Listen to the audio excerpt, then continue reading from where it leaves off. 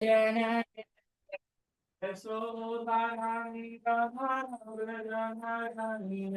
Yashodanandana Braja Janaranjana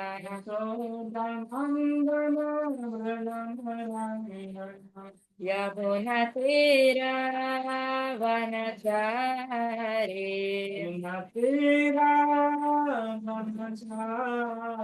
Yamunatira Vanachari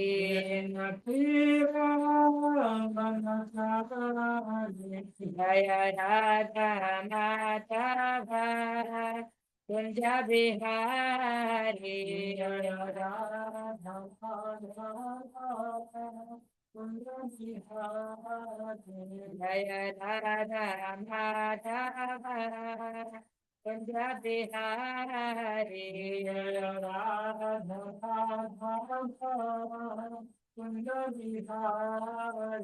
Jaya Gopi Jana Vallabha Giridharadhari Jaya Gopi Jana Vallabha Giridharadhari Jaya Gopi Jana Vallabha Giridharadhari Jaya Gopi Jana Vallabha Giridharadhari Jaya Yashodanandana Braja Janaranjana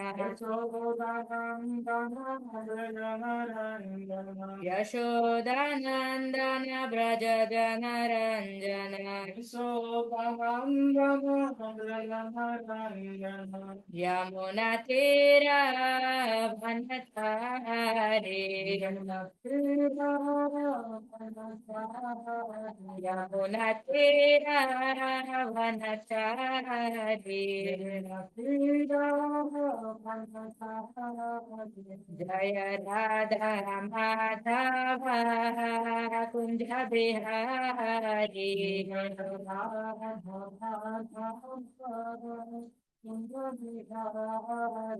Jaya Radha Madhava Kunja Bihari Jaya Radha Madhava Hare Krishna, Hare Krishna, Krishna Krishna, Hare Hare, Hare Rama, Hare Rama, Rama Rama, Hare Hare, Hare Krishna, Hare Krishna, Krishna Krishna, Hare Hare. Hare Rama, Hare Rama, Rama Rama, Hare Hare. Hare Krishna, Hare Krishna, Krishna Krishna, Hare Hare, Hare Rama, Hare Rama, Rama Rama, Hare Hare, Hare Krishna, Hare Krishna, Hare Krishna, Hare Hare, Hare Rama, Hare Rama, Rama Rama, Hare Hare, Hare Krishna, Hare Krishna, Krishna Krishna, Hare Hare, Hare Rama, Hare Rama, Rama Rama, Hare Hare, Hare Krishna, Hare Krishna, Hare Krishna, Hare Hare, Hare Rama, Hare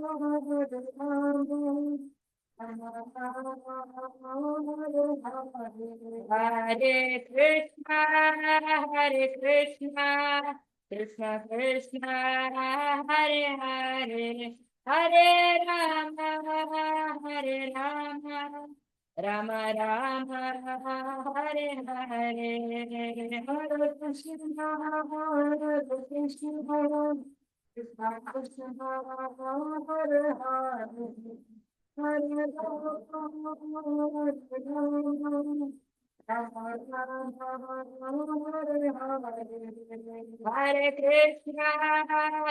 Krishna, Krishna Krishna, Hare Hare, Hare Rama, Hare Rama, Rama Rama, Hare Hare, Hare Krishna, Hare Krishna, Krishna Krishna, Hare Hare.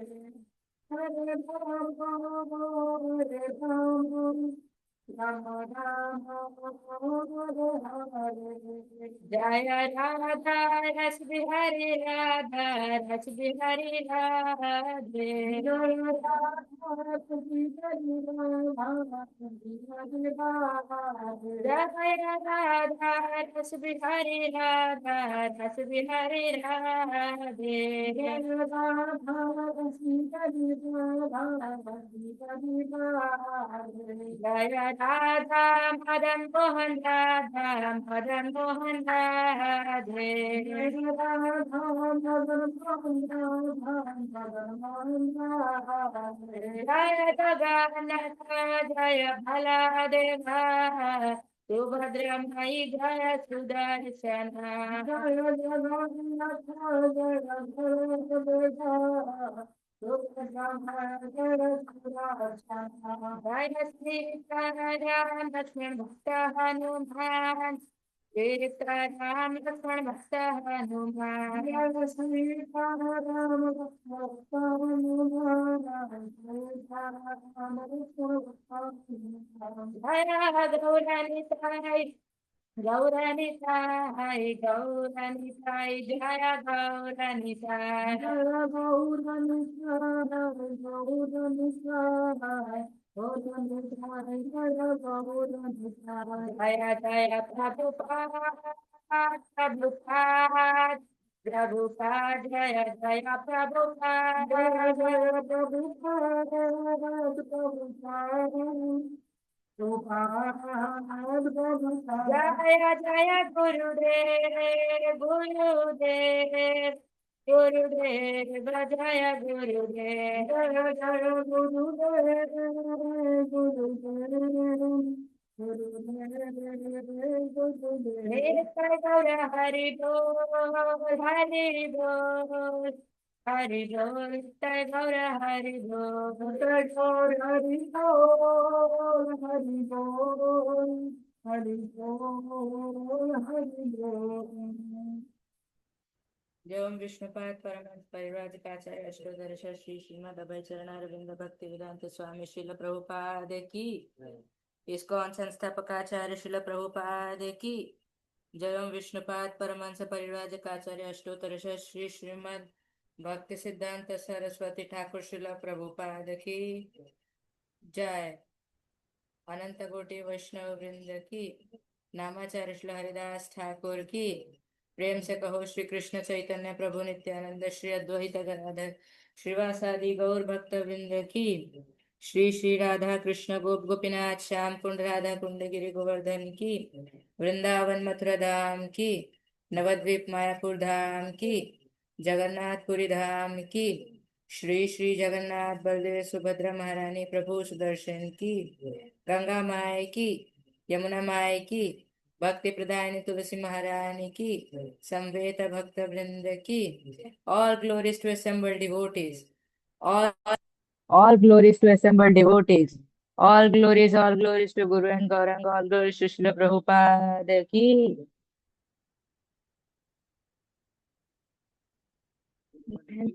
and Pastor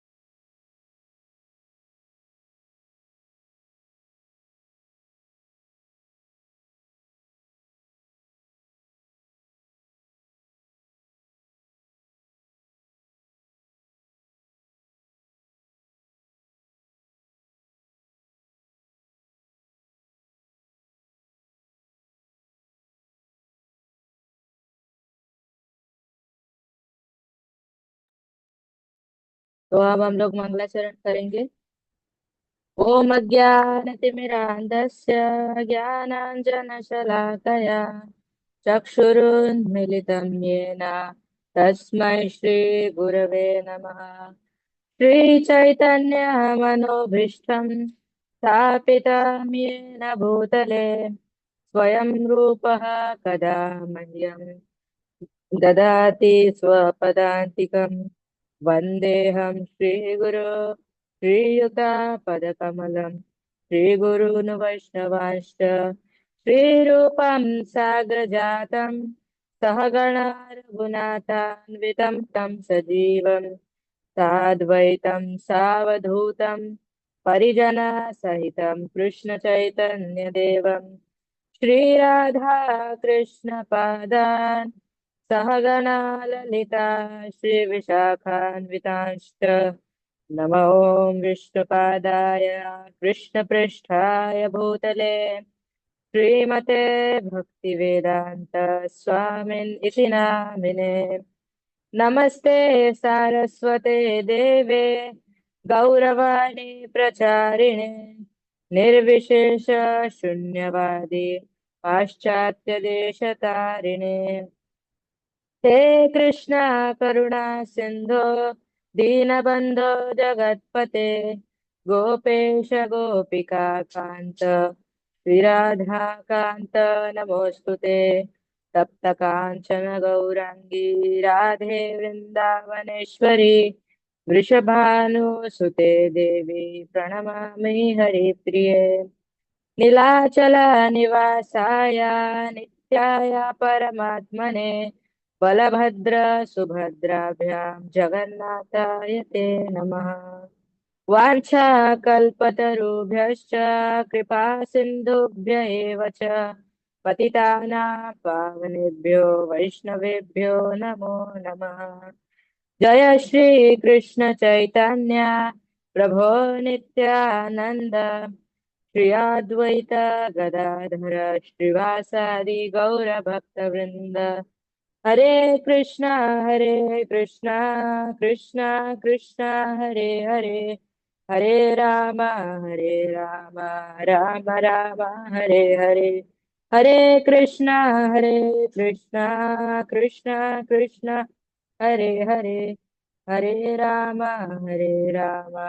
Ram Ram Hare Hare. हरे कृष्णा कृष्णा कृष्णा हरे हरे हरे राम राम राम हरे हरे।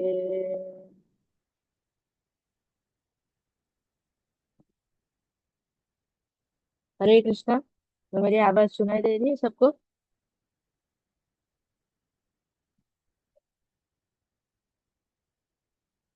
जी सुनाई दे रही है। अरे कितना वो यार हो।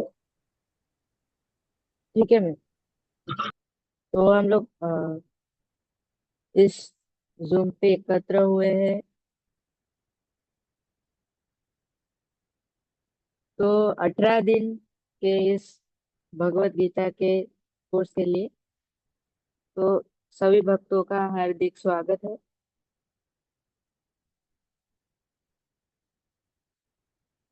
तो आज हम लोग चर्चा करेंगे कि भगवत गीता के तो 18 दिन है हमारे पास। तो 18 दिन में हम लोग भगवत गीता के 18 अध्यायों को कवर करने का प्रयास करेंगे। तो आज जो है हम लोग भगवत गीता के भूमिका और उसका प्रथम अध्याय, क्योंकि प्रथम अध्याय जो है उसमें ज्यादा केवल अर्जुन के ही संवाद है। भगवान ने उसमें बहुत कम ही बोला है।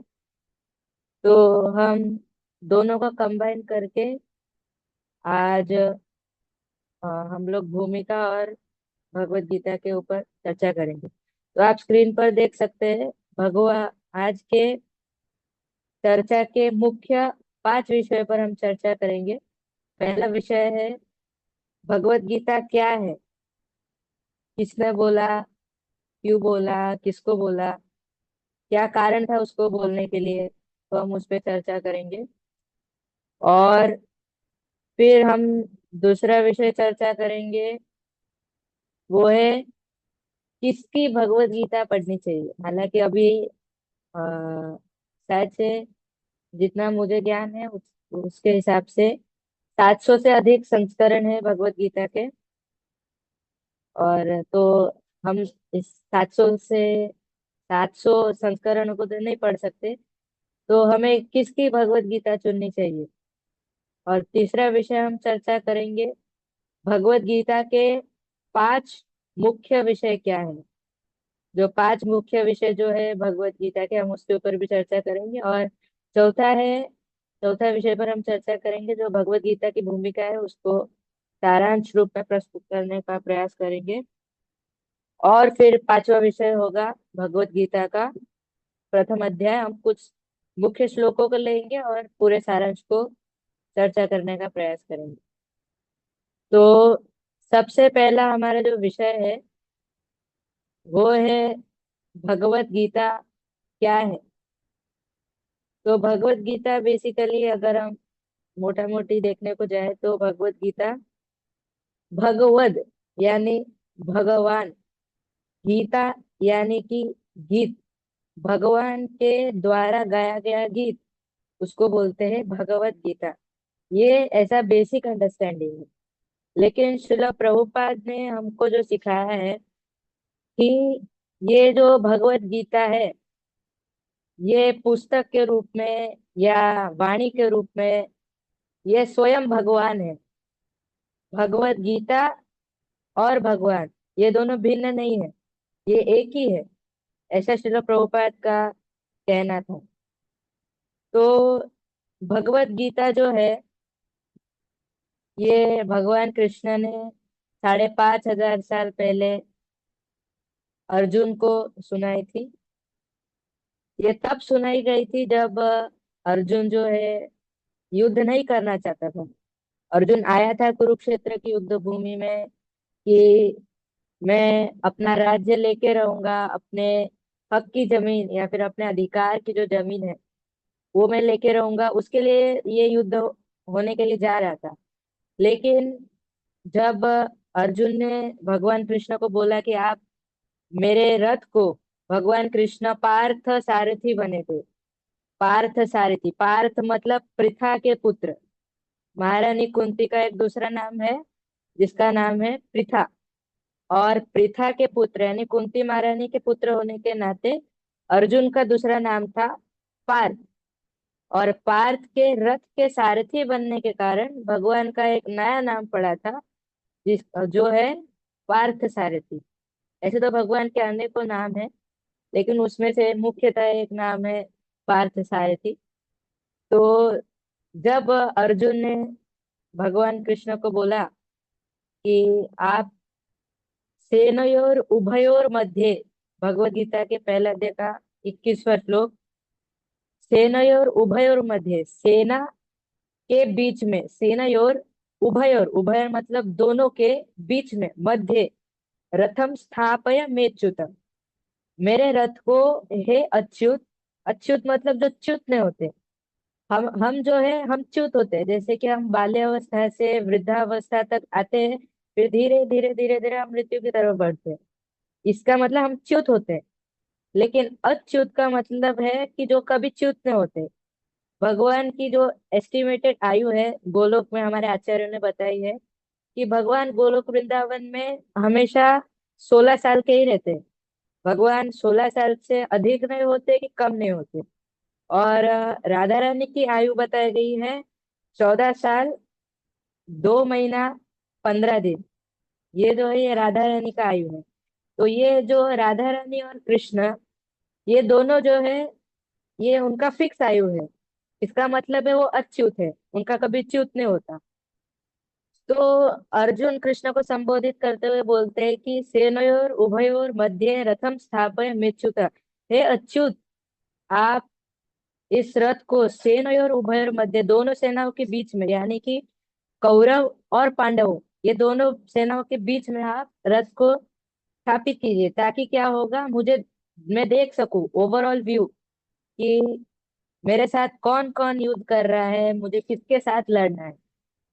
तो जब ये बात अर्जुन ने कृष्ण को बोली, तो कृष्णा ने बोला ठीक है, क्योंकि भगवान कृष्ण तो भक्त वत्सल है।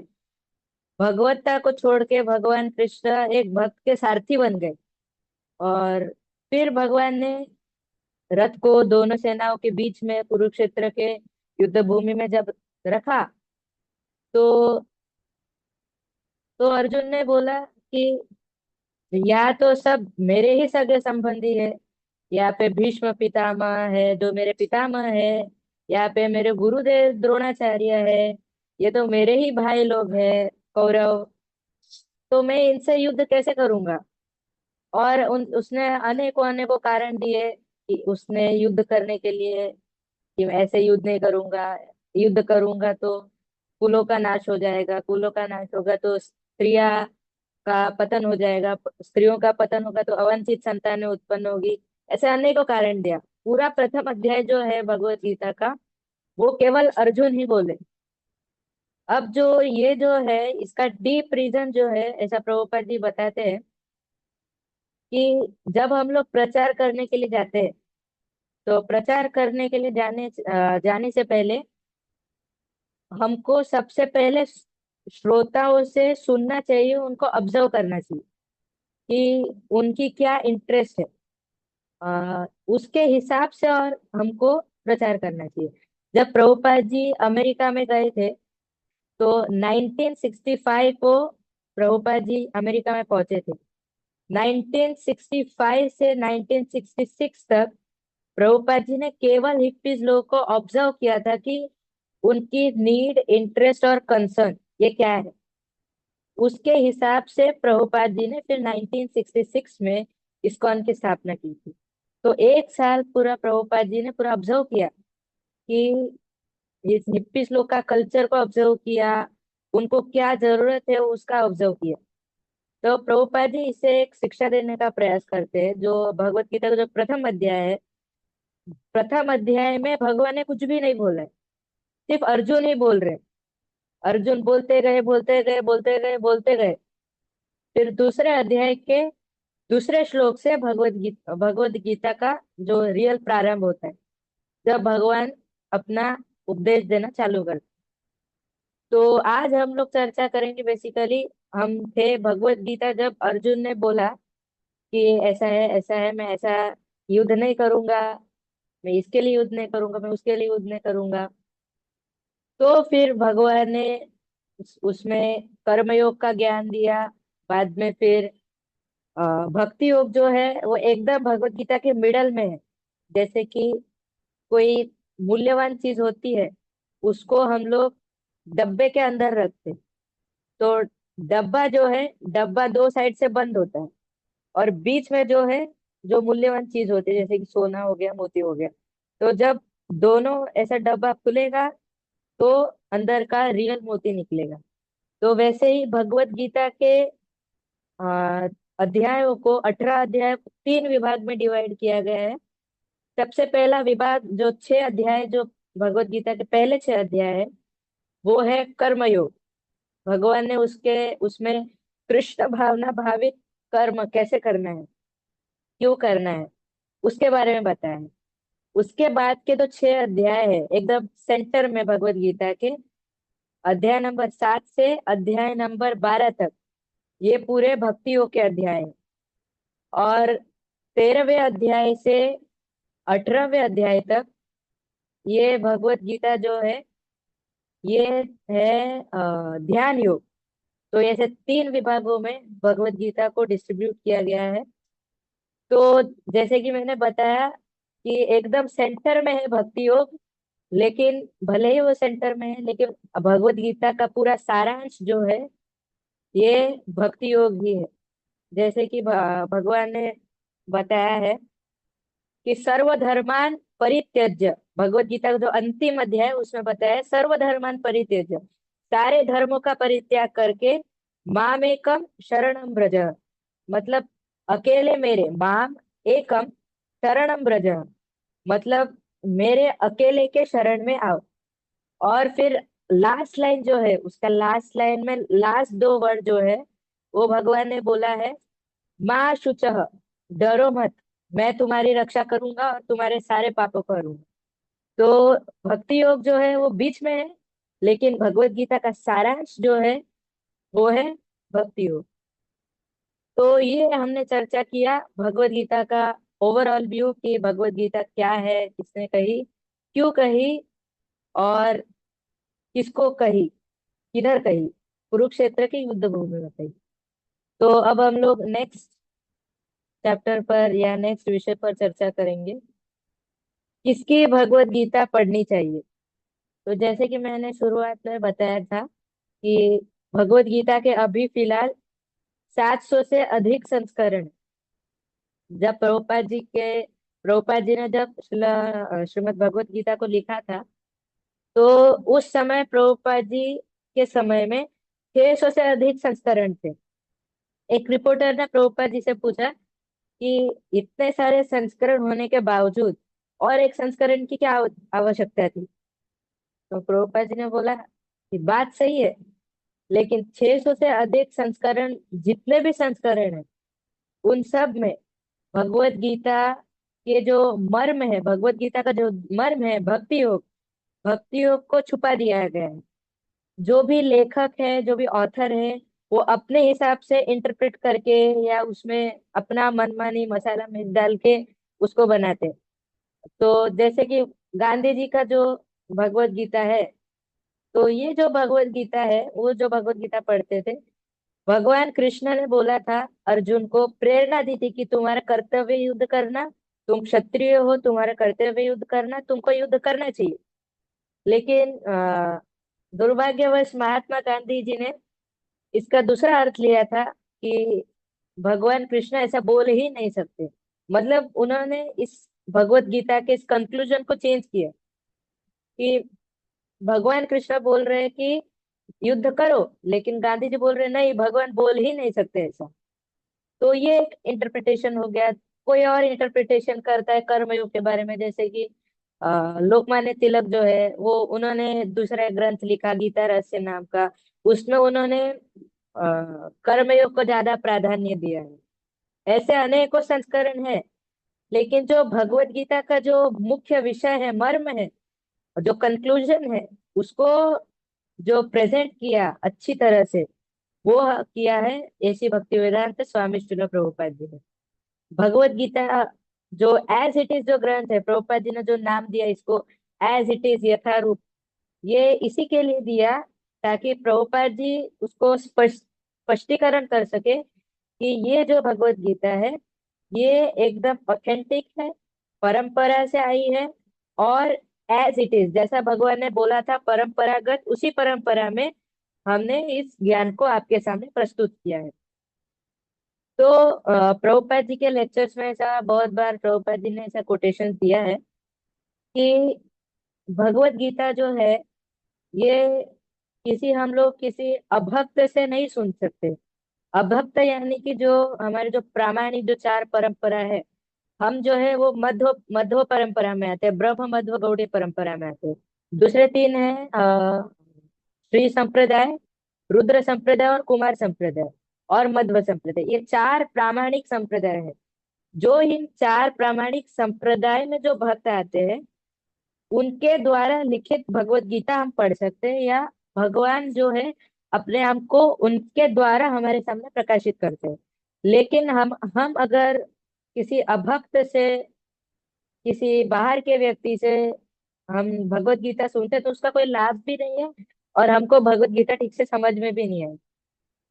तो ऐसा प्रभुपाद जी का कहना है कि जब अर्जुन ने स्वीकार किया भगवत गीता के दूसरे अध्याय के 7वें श्लोक में, कार्पण्य दोषोपहत स्वभाव पृच्छामि त्वां धर्म सम्मूढ़ चेत यत् श्रेयः स्यान्निश्चितं ब्रूहि तन्मे शिष्यस्ते हम शाधि माम त्वां प्रपन्न। जब अर्जुन ने स्वीकार्य किया कि हे भगवान, अब मैं अभी एक शिष्य बन के आपसे याचना करता हूँ। मैं अभी इस कृपण दुर्बलता, यानी मैं अभी इस द्वंद्व में फंस चुका हूँ, मुझे अपने कर्तव्य का स्मरण नहीं हो रहा है। कृपया आप मुझे इसमें मार्गदर्शन कीजिए, आप मेरे गुरु का कर्तव्य निभाइए। तब भगवान जो है उसके नेक्स्ट श्लोक में कहते हैं, भक्तों सी में सखा चैव। भगवान कहते हैं कि भक्तों सी में और सखा चैव, अर्जुन मैं तुमको ये परम गुह्य ज्ञान इसलिए दे रहा हूँ क्योंकि भक्तों सी में, एक पहली बात तुम मेरे भक्त हो, दूसरी बात तुम मेरे सखा यानी तुम मेरे मित्र हो, फ्रेंड हो। इसलिए मैं तुमको ये ज्ञान दे रहा हूँ। और ये जो ज्ञान है ये धीरे धीरे धीरे धीरे परंपरा से आया है, जैसे कि चौथे अध्याय में भी भगवान ने कहा है, एवं परंपरा प्राप्तम। तो ये जो ज्ञान है ये लीनिएज वाइज परंपरा से आ रहा है। तो हमारा जो परंपरा है ये शुरू हुआ है कृष्ण से, फिर ब्रह्मा, फिर नारद, व्यास, मध्वाचार्य, उसी लीनिएज में हम आते हैं। उसी लीनिएज में माधवेंद्र पुरी ने इस गौड़ीय संप्रदाय को चालू किया। गौड़ीय माधवेंद्र पुरी से ईश्वरपुरी, ईश्वरपुरी के बाद स्वयं श्री चैतन्य महाप्रभु ने इस संप्रदाय को अपनाया। फिर चैतन्य महाप्रभु के शिष्य रूप सनातन, फिर उसके आगे फिर हम लोग गुरु परंपरा में देख सकते हैं भगवत गीता का जो प्रथम पृष्ठ है, पहले अध्याय के पहले जो प्रथम पृष्ठ है उसमें उसमें जो है पूरा गुरु परंपरा है। तो गुरु परंपरा जो फिर रूप सनातन, फिर जगन्नाथ दास बाबा जी महाराज, फिर गौर किशोर दास, फिर ऐसे धीरे धीरे धीरे धीरे फिर श्रील प्रभुपाद ने Bhagavad Gita as it is को प्रस्तुत किया। एज इट इज यानी जैसा था वैसा, जैसा भगवान ने बताया वैसा ही इस प्रभुपाद जी ने इस भगवत गीता को प्रस्तुत किया है। और इस भगवत गीता का जो सार है वो प्रभुपाद जी ने मेन फोकस दिया है भक्ति योग के ऊपर। तो आप अगर प्रभुपाद जी के कोटेशंस पढ़ेंगे भगवत गीता में, तो प्रभुपाद जी ने कई जगहों पर जो शब्दार्थ है, जो शब्दार्थ में जो भक्ति का शब्दार्थ बार बार उन्होंने दिया है।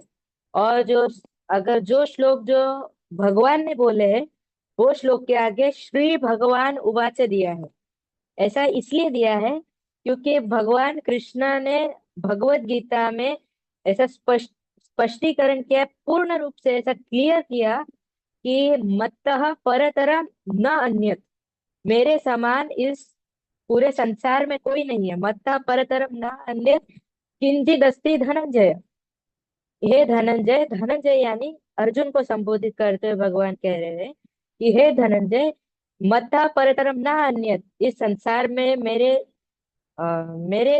समान या मुझसे बढ़कर इस संसार में कोई नहीं है।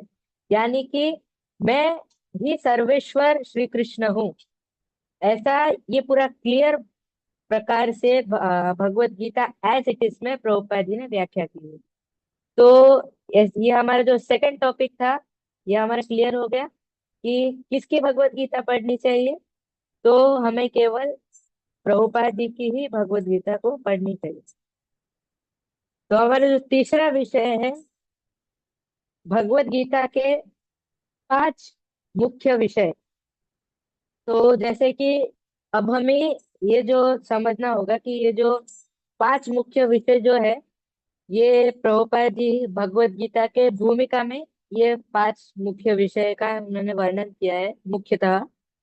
और ये 5 विषय आपके सामने है। ईश्वर सबसे पहला वस्तु, ईश्वर। जीव दूसरा विषय, तीसरा प्रकृति, चौथा काल, और पांचवा कर्म। भगवत गीता के जो भूमिका में प्रभुपाद जी ने व्याख्या की है कि इनमें से 4 जो विषय है वो शाश्वत है। शाश्वत यानी उनका कभी विनाश नहीं होता है। सबसे पहला है ईश्वर, भगवान का कभी विनाश नहीं होता है। जैसे कि ब्रह्मा जी ने कहा है ब्रह्म संहिता की, अनादिर आदिर गोविंद, न तो गोविंद का कोई अनादि आदि, न तो उनका कोई आदि था और न उनका कोई आदि होगा। तो ऐसा भगवान जो है वो इनके जो इनके कोई स्रोत नहीं है, शाश्वत है, उनका कभी विनाश नहीं होता है। तो ये पहले जो विषय है भगवत गीता का ईश्वर। दूसरा विषय है जीव यानी कि हम, आत्मा। तो आत्मा का कभी विनाश नहीं होता। आत्मा जो है वो शरीर बदलती है लेकिन उसका कभी भी विनाश नहीं होता है। जैसे कि भगवान ने भगवत गीता के दूसरे अध्याय में डिटेल में ये पूरा बताया है कि आत्मा में नैनम छिन्दन्ति शस्त्राणि नैनम दहति पावक नैनम क्लेदयन्ति आपो न शोषयति मारुतः। नैनम छिन्दन्ति शस्त्राणि, उसको शस्त्र से काटा नहीं जा सकता आत्मा को। नैनम दहति पावक, उसका कभी दहन यानी कि उसको कभी आग से जलाया नहीं जाता। और फिर लास्ट लाइन में कहते हैं न शोषयति मारुतः, उसको मरुत यानी हवा से कभी सुखाया नहीं जा सकता। तो ऐसे हम आत्मा है जिसका कभी विनाश नहीं होता, यानी शाश्वत। तीसरी जो चीज है वो है प्रकृति। अब प्रकृति में दो प्रकार के प्रकृति होते हैं।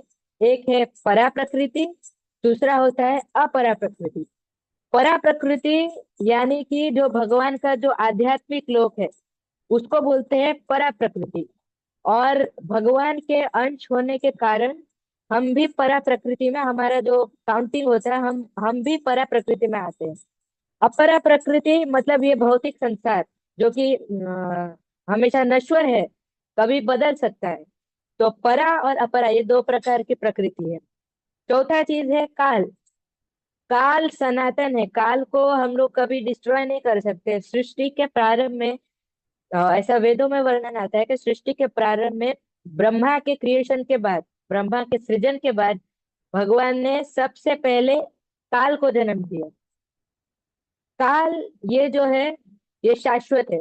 तो हमने ये डिस्कस किया ईश्वर, जीव, प्रकृति और काल, ये चार विषय जो है ये है शाश्वत होते हैं ये।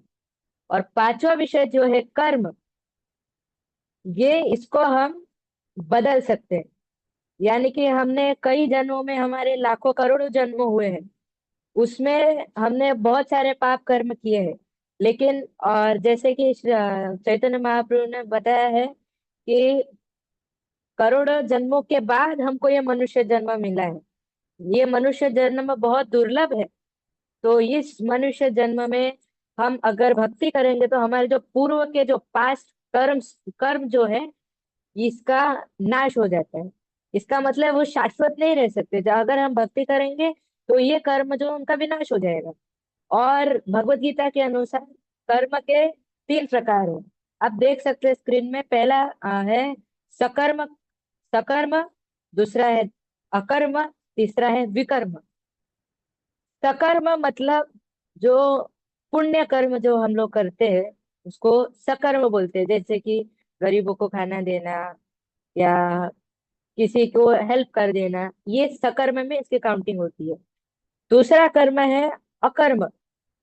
अकर्म मतलब होता है अकर्म, यानी कि इसका जो काउंटिंग है पुण्य में नहीं होता, लेकिन इसका जो काउंटिंग है वो भगवान के लोक में होता है। यानी कि हम लोग भगवान के धाम में जाते हैं। ये पुण्य कर्म में काउंटिंग नहीं होता इसका। तीसरा कर्म जो है वो है विकर्म। विकर्म यानी गंदे कर्म जो हम लोग करते हैं, जैसे कि मांस मच्छी खाना, जुआ खेलना, ये सब विकर्म में आते हैं। तो ये भगवत गीता के पांच मुख्य विषय हैं। तो इसमें तो प्रभुपाद जी ने इसकी इनकी व्याख्या भूमिका में की है। हाँ, तो फिर हम लोगों ने ये तीसरा टॉपिक जो है भगवत गीता के पांच मुख्य विषय के ऊपर हमने चर्चा की है। और अभी हम लोग चौथे विषय के ऊपर चर्चा करेंगे जो है भगवत गीता की भूमिका। तो ये भी जो भगवत गीता के जो पांच मुख्य विषय है ये भी भूमिका के ही अंदर आते हैं, लेकिन हमने इसको दोनों को सेपरेट किया है। तो चौथा जो है हमारा विषय भगवत गीता की भूमिका। अभी भूमिका में जो है भगवान बहुत ही विस्तृत, प्रभुपाद जी ने हिंदी भगवत गीता में जो है कम से कम 30 से 35 पेजेस में प्रभुपाद जी ने इसको एक्सप्लेन किया है। लेकिन हम इसको सारांश रूप में चर्चा करने का प्रयास करेंगे। तो भगवत गीता का जो भूमिका है उसमें सबसे पहले प्रभुपाद जी ने, जो मैंने कुछ देर पहले भी एक श्लोक मैंने बोला था, भक्तो सी में सखा चैव। तो इसके ऊपर प्रभुपाद जी ने कोटेशन किया है कि जो भक्त जो है इसमें दो संबंध की बात हुई है। यानी कि एक है भक्त, दूसरा है सखा। यानी कि ये भगवान के साथ इनके दो संबंध है। अब प्रभुपाद जी ने बाद में इसका वर्णन किया है कि मुख्यतः भगवान के साथ हमारे 5 संबंध होते हैं, 5 रस होते हैं। एक होता है, पहला स्टेज जो होता है शांत रस। शांत रस जो है, ये शांत रहकर भगवान की प्रशंसा करके भगवान की भक्ति करना, ये जो है ये शांत रस है। इसके अगर एग्जाम्पल देखे तो प्रहलाद महाराज, ये जो है ये शांत रस में आते हैं, यानी कि भगवान की प्रशंसा करके भगवान को प्रसन्न करना। तो ये है पहला टाइप का रस। इससे और ऊपर जाएंगे तो दूसरा टाइप का रस है, वो है दास्य रस। दास्य रस जो है वो भगवान के दास के रूप में भगवान की सेवा करना, भगवान को सेवा अर्पण करना, ये दास्य रस में आता है। फॉर एग्जाम्पल हनुमान जी, हनुमान जी जो है वो भगवान के दास्य रस के सेवक है। और फिर और ऊपर जाएंगे तो तीसरा नंबर का जो रस है वो है साख्य रस। और साख्य रस जो है ये ये है अ, भगवान के सखा के रूप में, जैसे कि मैंने वर्णन किया था, भक्तों सी में सखा चैव। भक्त यानी दास्य रस में हो गया या शांत रस में हो गया, और सखा चैव यानी कि साख्य रस में भगवान की उपासना करना, भगवान को सेवा देना। और ये साख्य रस में भी 2 प्रकार है। एक प्रकार जो है वो अर्जुन जैसे सखाओं का है। अर्जुन जैसे सखा जो है, जब भगवान अपनी ऐश्वर्य को प्रकट करते हैं अर्जुन के सामने, जब 11वें अध्याय में भगवान जब अपना विश्व रूप दिखाते हैं, तो अर्जुन बोलते हैं कि अरे आप तो भगवान हो, मैं तो आपके साथ कितनी अटखेलियां करता था, आपके साथ खेलता था, लेकिन आप तो भगवान हो, मुझे माफ कर दीजिए, मेरे से अपराध हो गया। तो जब ये टाइप का जो रस है, ये भी साख्य रस में आता है, लेकिन ये ऐश्वर्य युक्त साख्य रस है। जब भगवान अपनी ऐश्वर्य को प्रकट करते हैं तो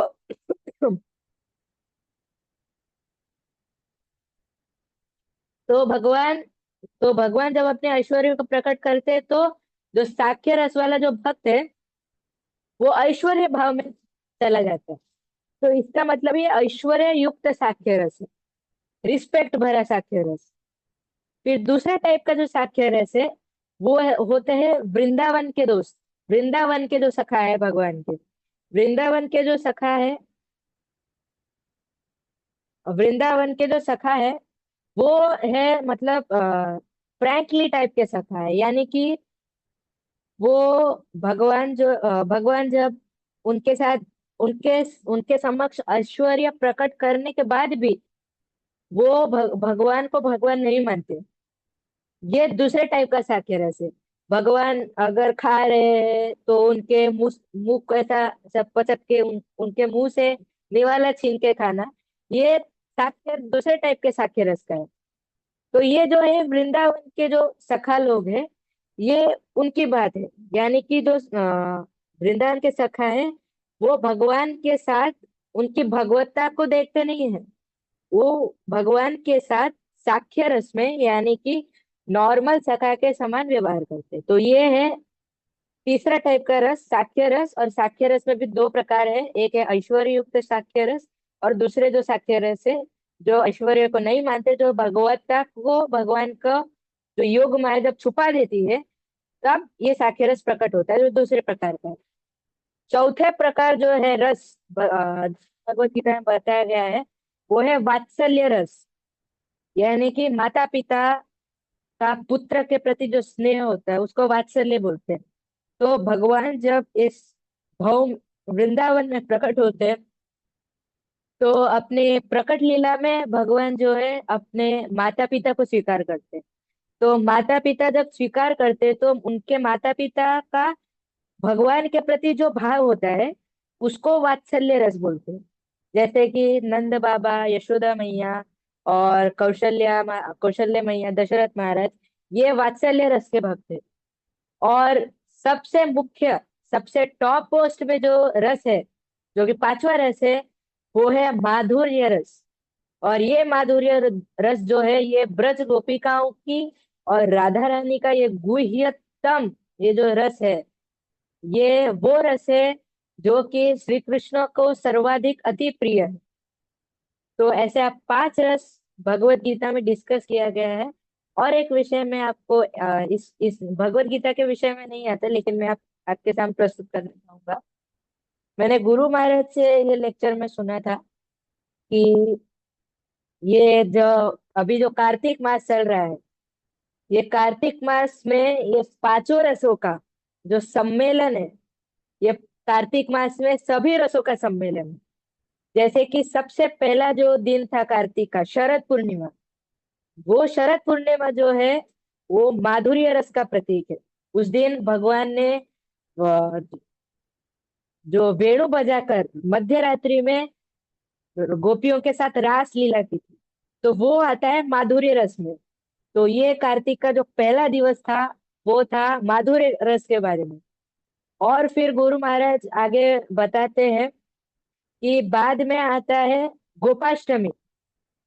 गोपाष्टमी के दिन वात्सल्य और साख्य दोनों रसों का मिश्रण होता है, क्योंकि उस दिन वात्सल्य यानी यशोदा मैया के वात्सल्य के कारण भगवान कृष्ण जो है वो वत्सपाल से यानी कि बछड़े चढ़ाते थे जब भगवान कृष्ण आयु में छोटे थे।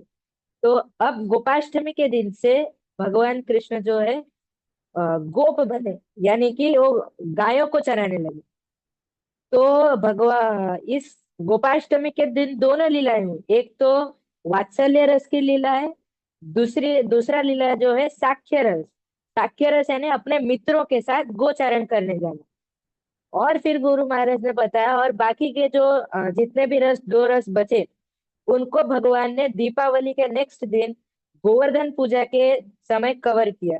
जब भगवान ने जब 7 दिन 7 रात तक जब भगवान ने अपने कनिष्ठ उंगली पर जब गोवर्धन को धारण किया था, बाएं हाथ के कनिष्ठ उंगली पर जब गोवर्धन को धारण किया था, तो उस समय भगवान जो है 7 दिन 7 रात तक सबका आदान प्रदान हुआ भगवान के साथ, सारे रसों का। क्योंकि सारे प्रकार के लोग जो थे वो गोवर्धन के आश्रय में आ गए थे। तो ऐसा गुरु महाराज ने बताया कि ये कार्तिक महीना जो है ये उत्सवों का खजाना है और रसों का भी खजाना है। तो इस प्रकार इस कार्तिक मास का विशेष महात्म्य है। और फिर हम लोग अपने टॉपिक पे आते हैं, जो कि पांचवा टॉपिक जो है हम चर्चा करेंगे, भगवत गीता का प्रथम अध्याय। तो भगवत गीता का प्रथम अध्याय का शुरुआत होता है, भगवत गीता के प्रथम श्लोक जो है उसको बताया है धृतराष्ट्र उवाच। पूरे भगवत गीता में केवल धृतराष्ट्र का एक ही मतलब उन्होंने एक ही बार बोला है। और बाकी बार जो है संजय, कृष्ण और ये अर्जुन का संवाद है। तो हम लोग सबसे पहले हम लोग भगवत गीता के पहले श्लोक का हम लोग चर्चा करेंगे। तो पहला श्लोक भगवत गीता का है, धर्म क्षेत्रे कुरुक्षेत्रे समवेतायुयुत्सवः मामकः पांडवाश्चैव किमकुर्वत संजय। ये जो है ये धृतराष्ट्र के द्वारा कहा गया है। हाँ, तो धृतराष्ट्र संजय से पूछते हैं कि हे संजय, तो आप स्क्रीन पर देख सकते हैं।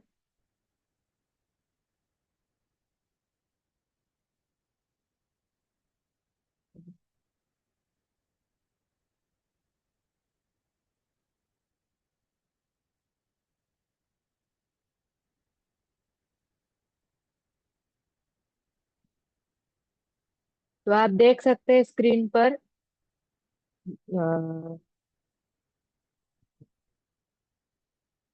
ये सबसे पहला श्लोक है भगवत गीता का, धर्म क्षेत्रे कुरुक्षेत्रे समवेदा युयुत्सवः मामकः पांडवाश्चैव किम कुर्वत संजय।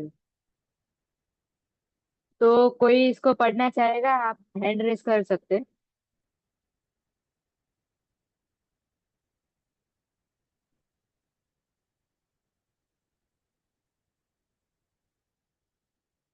अच्छा ठीक है, कोई हैंड रेस कर नहीं रहा है तो मैं ही पढ़ लेता हूँ।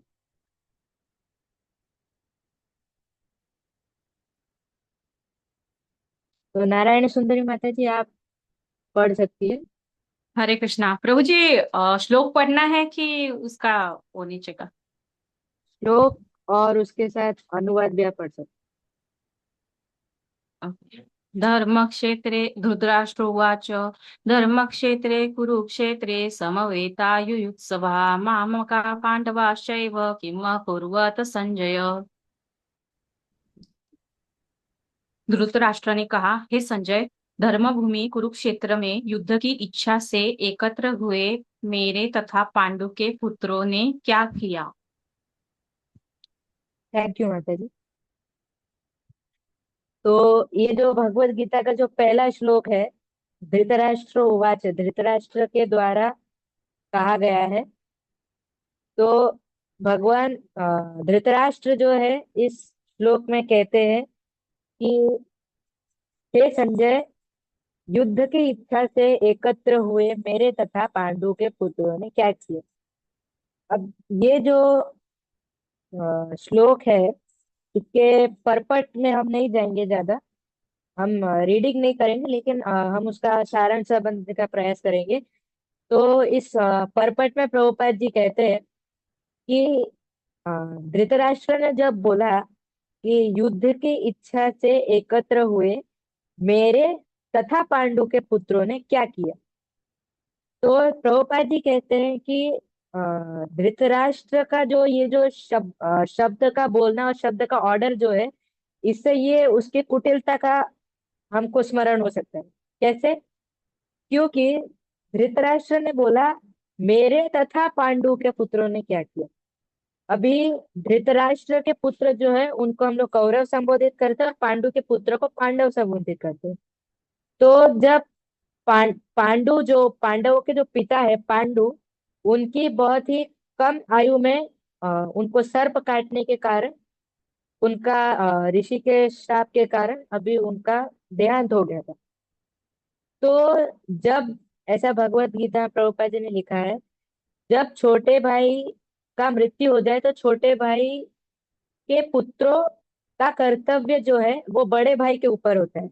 बड़े भाई का कर्तव्य है और उसकी ड्यूटी है कि वो छोटे भाई के बेटों को अपने पुत्रों के समान ट्रीट करे। तो चूंकि पांडु पांडु का देहांत हो गया था, तो धृतराष्ट्र को यहाँ पे बोलना चाहिए था कि कौरवों ने क्या किया, क्योंकि पांडव भी और कौरव भी दोनों कुरु के वंशज है। तो कौरवों ने क्या किया, तो इसका मतलब ये हो सकता था कि कौरवों में दोनों है, कौरव और पांडव दोनों। लेकिन धृतराष्ट्र ने क्या बोला, माम कहा पांडवाश्चैव, माम कहा मतलब मेरे तथा पांडु के पुत्रों ने क्या किया। तो इस विषय पर प्रभुपाद जी बोलते हैं कि इससे जो है हमें धृतराष्ट्र की कुटिलपन का हमको आभास होता है कि धृतराष्ट्र जो है वो कितना कुटिल था अपने छोटे भाई के पुत्रों के प्रति। धृत राष्ट्र, इस शब्द का अर्थ ही होता है धृत राष्ट्र, अटैच्ड टू द थ्रोन। मतलब कि जो अपने सिंहासन से इतना आसक्त है कि वो कभी छोड़ ही नहीं सकता सिंहासन को। तो ऐसा जो है ये धृतराष्ट्र के जन्म के समय वेदव्यास मुनि ने उनका नाम रखा था धृतराष्ट्र का, कि जब ये बड़ा होगा तो इसको जब सिंहासन मिलेगा तो ये सिंहासन में इतना आसक्त होगा, ये कभी सिंहासन छोड़ ही नहीं सकता। तो प्रभुपाद जी इसके परपट में नेक्स्ट कहते हैं कि जैसे कि खेत में जो है जब फसल उगती है तो फसल के साथ साथ कुछ अवांछित पौधे भी उगते हैं, जिन जो कि पौधों को मिलने वाले सारे नरिशमेंट न्यूट्रिशन, उनको उनके पोषण को सारा खा जाते हैं। तो जब जब ऐसे पौधे उग जाते हैं खेत में, तो उन पौधों को उखाड़ने की जरूरत होती है। तो उसी प्रकार युद्ध भूमि में, कुरुक्षेत्र की युद्ध भूमि में भगवान कृष्ण जो है अर्जुन के साथ उन योद्धाओं की, यानी कि अवांछित जो है कौरवों की, उनको उखाड़ने के लिए, यानी उन उनको सही रास्ते पर लाने के लिए भगवान युद्ध भूमि में आए हैं। ये जो है ये भगवत गीता के प्रथम श्लोक का अनुवाद है। और फिर दूसरे श्लोक में जो है संजय कहते हैं, दृष्ट्वा तु पांडवानिकं व्यूढं दुर्योधनस्तथा आगमनित संगम्य आचार्य वचनम मब्रवीत। तो संजय कहते हैं धृतराष्ट्र से, हे राजन, तो ये संजय जो है, संजय को दिव्य दृष्टि प्राप्त थी। उनके गुरु महाराज जो थे वेदव्यास मुनि, उन्होंने संजय को दिव्य दृष्टि उनको दिखाई थी, उनको प्राप्त कराई थी, उनको आशीर्वाद दिया था। क्योंकि जब वेदव्यास मुनि जब धृतराष्ट्र के पास आए थे, उन्होंने धृतराष्ट्र को बोला कि हे धृतराष्ट्र, तुम तो जन्म से अंधे हो और तुमको अभी मैं दिव्य दृष्टि दे सकता हूँ। अगर तुम चाहो तो मैं तुम्हें दिव्य दृष्टि देख सकता हूँ और तुम हस्तिनापुर में बैठ के कुरुक्षेत्र का युद्ध तुम देख सकते हो। लेकिन धृतराष्ट्र ने मना किया। धृतराष्ट्र ने बोला कि अंत समय में जब ऐसा, जब मुझे दृष्टि मिली है, तो कुछ अच्छा चीज देखने के बजाय मैं अपने पुत्रों की मृत्यु देखूंगा। यानी कि उसको कंफर्म था कि क्योंकि भगवान कृष्ण जो है पांडवों के पक्ष में है, तो पांडवों की विजय होना निश्चित है। उसने बोला कि अंत समय में मैं अपने, जब दृष्टि मिलेगी तो क्या देखूंगा, मेरे पुत्रों का जो है मृत्यु ही देखूंगा। इसलिए आप मुझे दृष्टि ना ही दे। तो फिर जो है, फिर वेदव्यास मुनि ने अपने शिष्य संजय को दिव्य दृष्टि दी कि धृतराष्ट्र ने मना किया है, इसलिए तुम यहाँ पे धृतराष्ट्र को धृतराष्ट्र को लेके तुम वर्णन करो, धृतराष्ट्र की कुरुक्षेत्र की युद्ध भूमि में क्या हो रहा है।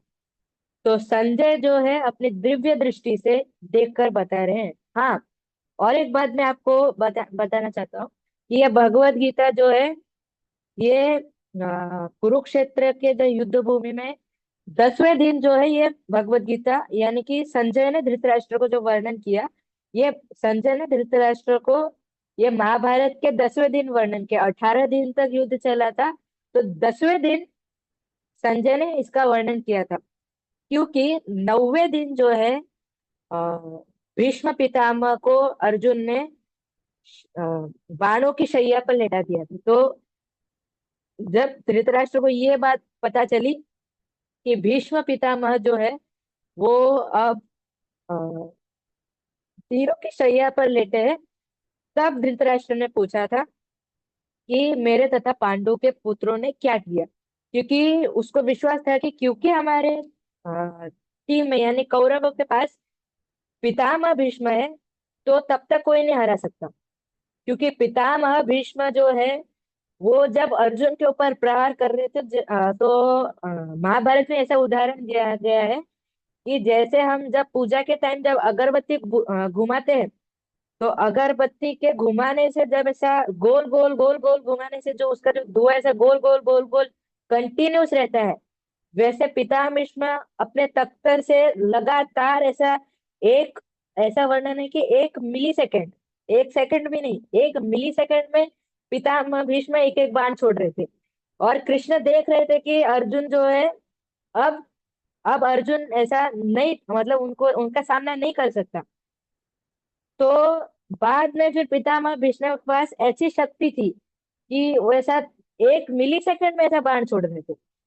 तो फिर धृतराष्ट्र को विश्वास था इसी कारण कि पितामह भीष्म को कोई नहीं हरा सकता। तो जब पितामह भीष्म को जब अर्जुन ने हरा दिया, तब जो है धृतराष्ट्र ने भगवत संजय से पूछा कि मेरे तथा पांडु के पुत्रों ने क्या किया। तो ये जो भगवत गीता है, ये महाभारत के युद्ध के 10वें दिन संजय ने धृतराष्ट्र को सुनाई थी।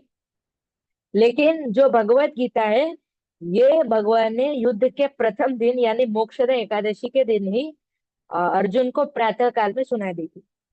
तब संजय जो है दूसरे श्लोक में कहते हैं कि हे राजन, यहाँ पे संजय ने दुर्योधन को संबोधित संबोधित किया है राजा के रूप में। क्योंकि संजय जो है धृतराष्ट्र को दुखी नहीं देख सकते। तो संजय ने धृतराष्ट्र को बोला कि युद्ध भूमि में दुर्योधन ने आचार्य यानी कि उनके जो आचार्य गुरु द्रोण के पास जाकर द्रोणाचार्य के पास जाकर उन्होंने ये वचन कहे। अब उसने दुर्योधन ने ऐसे कई सारे वचन कहे, लेकिन हम उस पर नहीं जाएंगे। तो अभी हम युद्ध के जो भगवत गीता के प्रथम अध्याय का जो 15वां श्लोक है, युद्ध का जो वर्णन है, ऐसा बताते हैं। जब युद्ध चालू हो रहा था तो सभी ने शंखनाद किए। तो शंखनाद से शंखनाद के जो शंख है, जो उनका भी वर्णन मिलता है, जैसे कि हमने भगवत गीता में लिखा है, पांचजन्यम ऋषिकेशो ऋषिकेशो देवदत्तम धनंजय पौंड्रम दद्मो महाशंखम भीम कर्मा वृकोदरम। तो पांचजन्यम ऋषिकेशो, पांचजन्यम ऋषिकेशो, ऋषिकेश मतलब भगवान श्री कृष्ण, और पांचजन्य मतलब भगवान कृष्ण के शंख का नाम है पांचजन्य। ऋषिकेश यहाँ पे भगवान को संबोधित इसलिए किया गया है क्योंकि ऋषिक यानी जो हमारी इंद्रिया है, हमारी इंद्रियों को ऋषिक कहते हैं। ऋषिक के ईश ऋषिकेश। तो जो इंद्रियों के जो स्वामी है भगवान, जो कंट्रोलर है, वो जो है उनको ऋषिकेश कहते हैं, यानी कि कृष्ण को ऋषिकेश कहते हैं। तो पांचजन्यम ऋषिकेशो देवदत्तम धनंजय, देवदत्तम यानी शंख का नाम है, धनंजय यानी अर्जुन को संबोधित किया है। अब यहाँ पे अर्जुन को धनंजय कहकर संबोधित इसलिए किया गया है क्योंकि अर्जुन जो थे उन्होंने निद्रा पर अपनी इन सारी इंद्रियों पर नियंत्रण पा लिया था। तो धनंजय यानी कि जिसने अपनी सारी इंद्रियों के ऊपर अपना नियंत्रण प्राप्त किया है, तो उनको कहते हैं धनंजय। तो अर्जुन ने देवदत्त नामक शंख बजाया, भगवान कृष्ण ऋषिकेश ने पांचजन्य नामक शंख बजाया, पौंड्रम दधमौ महाशंखम, पौंड्र नाम का महाशंख यानी विशाल का शंख जो है, भीम कर्मा वृकोदर, यानी कि भीमसेन ने पौंड्र नाम का शंख बजाया। अभी भीमसेन के लिए यहाँ पे दूसरा विशेषण यूज किया गया है, जिसको लास्ट शब्द जो है वृकोदर, वृक का मतलब जलना, उदर मतलब पेट में, जो हमारे पेट में जो जठराग्नि है, तो जठराग्नि जिससे हमको भूख लगती है, तो वो भूख जो है जिनके अंदर प्रबल है उनको बोलते हैं वृकोदर। तो भीम कर्मा वृकोदर। तो पौंड्र नाम का शंख जो है वो भीमसेन ने बजाया। अब इस श्लोक से महाभारत के युद्ध की स्टार्टिंग होती है, और फिर हम चर्चा करेंगे पहले अध्याय के 21वें श्लोक का, जो है सेनयोर उभयोर मध्ये रथम स्थापय मेच्युत, यानी कि अर्जुन जो है भगवान कृष्ण से कह रहे हैं कि कृपया आप मैं हमारे रथ को दोनों सेनाओं के बीच में रख के स्थापित कीजिए। यहाँ से भगवत गीता के पहले अध्याय के 25वें श्लोक से जब अर्जुन ने देखा कि ये सब तो मेरे सगे संबंधी है, तो फिर अर्जुन ने अपने कई सारे कारण, कई सारे रीजंस बताए कि मैं युद्ध इसलिए नहीं करना चाहता हूँ। उसमें से दो रीजन में एक रीजन आपको बताऊंगा क्योंकि समय हो चुका है। तो एक रीजन मैं आपको बताऊंगा जो है, कुलक्षय प्रणश्यन्ति कुल धर्मा सनातना धर्मे नष्टे कुलम कृष्णम अधर्मा अभिभवतुत। तो अर्जुन कहते हैं इस श्लोक में, कुलक्षय प्रणश्यन्ति, जब कुल का नाश हो जाएगा, जब कुल का नाश हो जाएगा तो वयोवृद्ध जो लोग हैं, कुल के जो वयोवृद्ध लोग हैं, जो एक्सपीरियंस लोग हैं, उनका नाश हो जाएगा। तो परिवार में कलह होगा तो कौन सुलझाएगा उसको? कलह में कौन सहायता करेगा? जब कोई एक्सपीरियंस ही नहीं है तो कौन सहायता करेगा? तो ये जो है, ये पहला रीजन बताया। फिर दूसरा रीजन उन्होंने ये बताया कि जब वयोवृद्ध व्यक्ति जब परिवार में नहीं रहेंगे, किसी कुटुंब में जब वयोवृद्ध आदमी नहीं रहते, तो स्त्रियां जो है वो कलुषित हो जाती है। तो कलुषित स्त्रियों से अवांछित संतानें उत्पन्न होती है, और अवांछित संतानें जो है वो इस पूरे ब्रह्मांड को हिलाकर रख देती है। जैसे कि राक्षस जो है, राक्षस जो उनको अवांछित संतान है, जैसे कि हिरण्यकशिपु, जिन्होंने भगवान विष्णु तक को चुनौती दे दी। तो अर्जुन का कहना है कि हाँ, तो अर्जुन का कहना है कि अगर हम लोग इस पूरे कुल का ही नाश कर देंगे तो क्या होगा। तो इस तरह अर्जुन ने अनेकों कारण बताए, लेकिन हमने मुख्यतः दो कारण पर चर्चा की। और फिर जो है दूसरे अध्याय का दूसरे श्लोक से भगवान ने अपना कहना जो चालू किया। कुतस्त्वा कश्मलबिदं विषमे समुपस्थितम अनार्यजुष्टम स्वर्गीयम अकीर्तिकरम अर्जुन। तो भगवान कहते हैं अर्जुन से, हे पार्थ, तुम्हें ये कल्मश कहाँ से आया, ये देहात्म बुद्धि वाला जो कल्मश है ये तुम्हें कहाँ से आया। तो इस प्रकार जो है भगवान ने दूसरे अध्याय से अपना उपदेश देना चालू किया। और हमने आज प्रथम अध्याय का हमने आज चर्चा किया।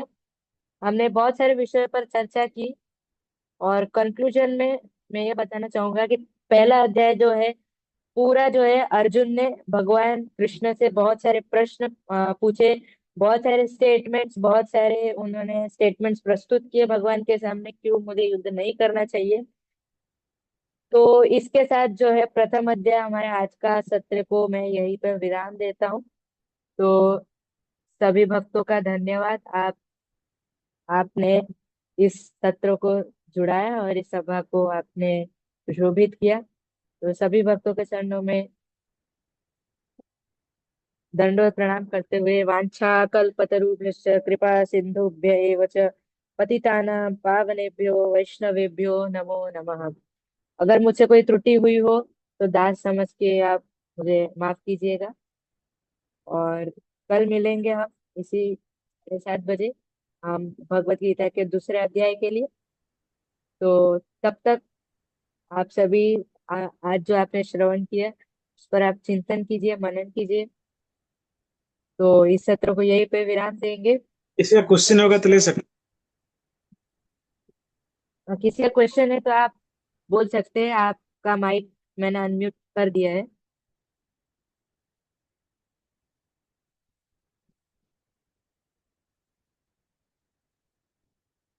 एक प्रभु जी का क्वेश्चन है चैट पे,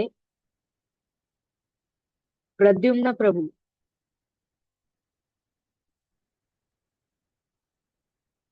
तो अर्जुन के शंख का नाम जो था वो था देवदत्त। देवदत्त। आप भगवत गीता के पहले अध्याय के 15वें श्लोक को भी आप रेफरेंस ले सकते हैं। तो किसी का प्रश्न तो नहीं है, ठीक है।